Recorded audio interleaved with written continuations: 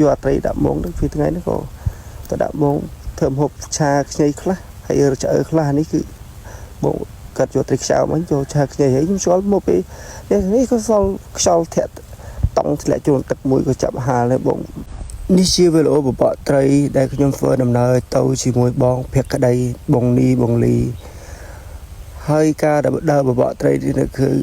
នៅខាងតំបន់ស្ទឹងកែបហើយការបបត្រីនៅនេះគឺធ្វើដំណើរទៅ3យប់3ថ្ងៃជាមួយបងភក្តីហើយកុំភ្លេចបងប្អូនតាមដានទស្សនាវីដេអូនេះថាតើធ្វើដំណើរបបត្រីនៅតំបន់ស្ទឹងកែបនេះរសជាតិពិបាកស្រួលយ៉ាងណាកុំភ្លេចតាមដានទស្សនាតាដើរធ្វើផ្លូវតាមផ្លូវទាំងអស់គ្នាជាមុននោះយើងត្រូវធ្វើដំណើរពីភូមិឃុំតាតែលើស្រុកមកបាំងខេត្តកោះកុងធ្វើដំណើរទៅតាមភូមិក៏យើងឆ្លងស្ទឹងមួយ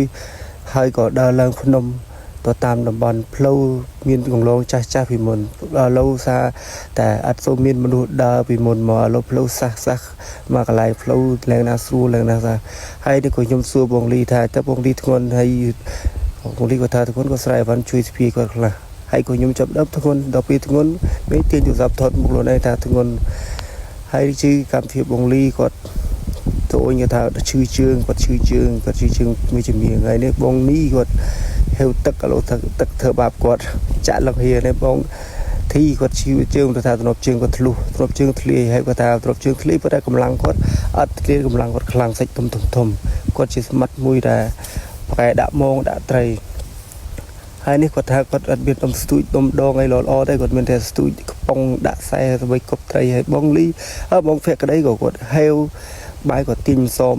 អាយដលតាមផ្លូវជួបគាត់អុយនៅសម3 4ក៏បានទៅសមអាយដលគាត់អុយទៅចេះអ្នកកណាត់ហូបបានដោះទួលរួចឃ្លាន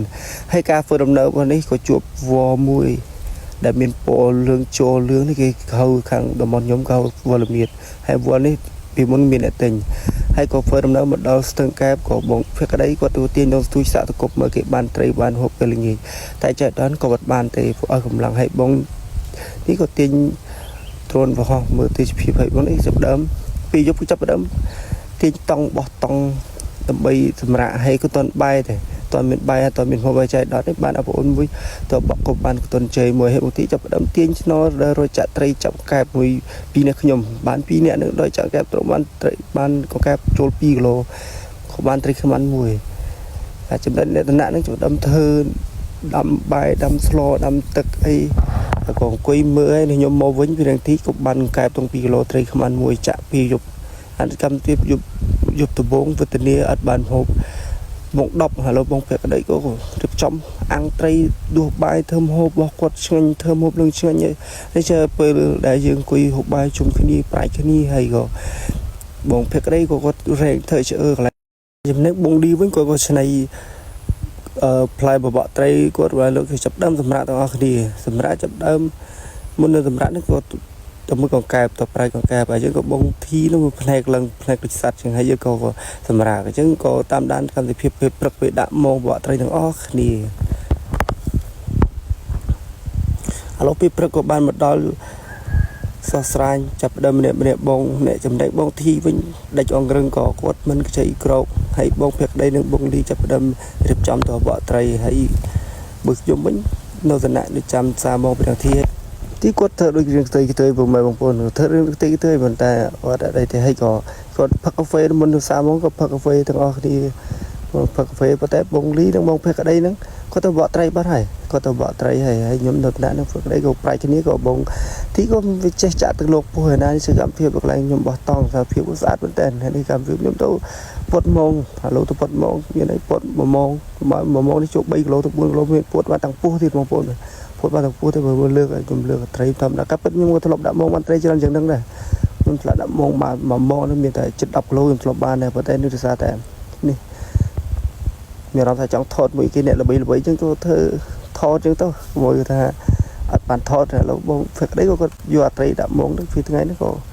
ទៅដាក់ម៉ងធ្វើហូបឆាខ្ញីខ្លះហើយឆ្អើខ្លះនេះគឺបងកាត់យកត្រីខ្ចៅមកចូលឆាខ្ញីហើយខ្ញុំស្គាល់មកពេលនេះក៏សល់ខ្យល់ធាក់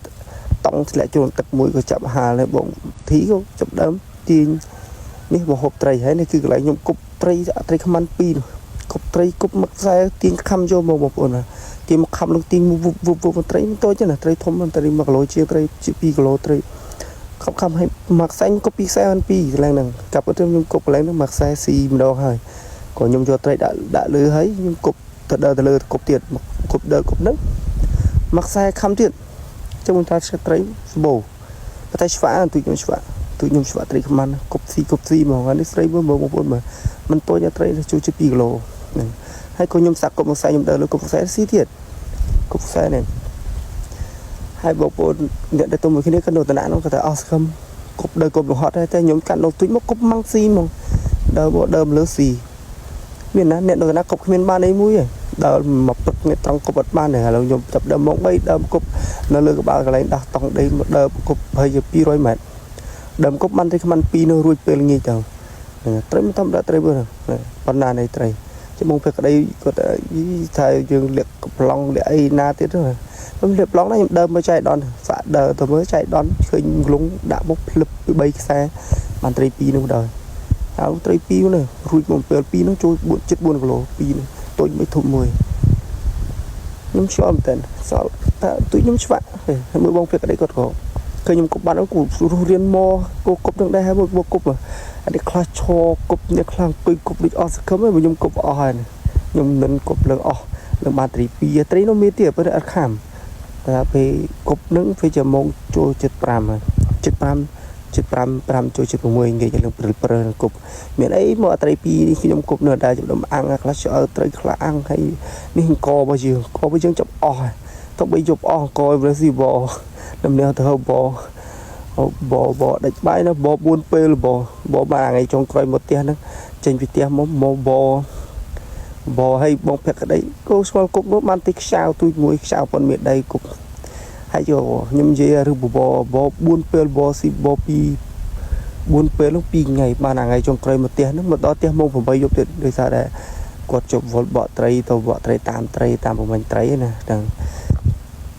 ហើយនេះបងភក្តីក៏គប់នោះឥឡូវលងមានដាក់សាច់ហ្នឹងមានខ្ពើភ្នំទៀតហើយក៏សាក់គប់មកអត់អារម្មណ៍គប់ក៏ដល់ហត់ហើយគប់ទៅចូលទឹកខ្មៅមួយហើយខ្មៅវាអត់មានចូលទៅមាត់ទេចូលទៅឃ្លៀព្រោះថាមនុស្សយើងហៅឃ្លៀណាប៉ុន្តែត្រីទៅមកឃ្លៀតែឡើងស្កាវាទៅជុំនឹងឆ្ងល់អូក៏អមតែទៅអូណាហ្នឹងទឹកគាត់ហៅត្រីអីគេមិនដឹងទេប៉ុន្តែខាងខ្ញុំហៅត្រីខ្មៅហើយខ្ញុំឆ្ងល់ឡើងទឹកឃ្លៀនោះត្រីសុទ្ធកូនត្រីហ្មងដល់បើថាមានតំណែងដាក់បន្រាញ់ហ្នឹងប្រហែលគីឡូទៅនេះទឹកឃ្លៀកន្លែងត្រីហ្នឹងហើយបងព្រឹកនេះក៏ទ្រូចូលត្រីព្រួលមួយហៅត្រីពមៀនហ្នឹងមានអីចុះហែលយក2នាក់មានខ្លាច់ពើស៊ូអានេះត្រីព្រួលនេះឥឡូវនេះបងព្រឹកនេះគប់ចូលត្រីចូល2គីឡូជាងម៉ែអូដល់គោកមកដាច់មាត់មានអីមានហុកចាប់ទាន់កុំឲ្យសៀងកុំឲ្យអំបិលបងព្រឹកនេះប្រែគប់ទៅប្រែនោះណា2នាក់គាត់ថ្ងៃគប់ត្រីនេះបើក្លៀនបាយមែនតើបបបានអ្នកម្ចាស់នេះក្លៀនបាយមែនតើដោយសារអត់មានបាយអស់អង្គធ្វើបោហូមគេនេះនប់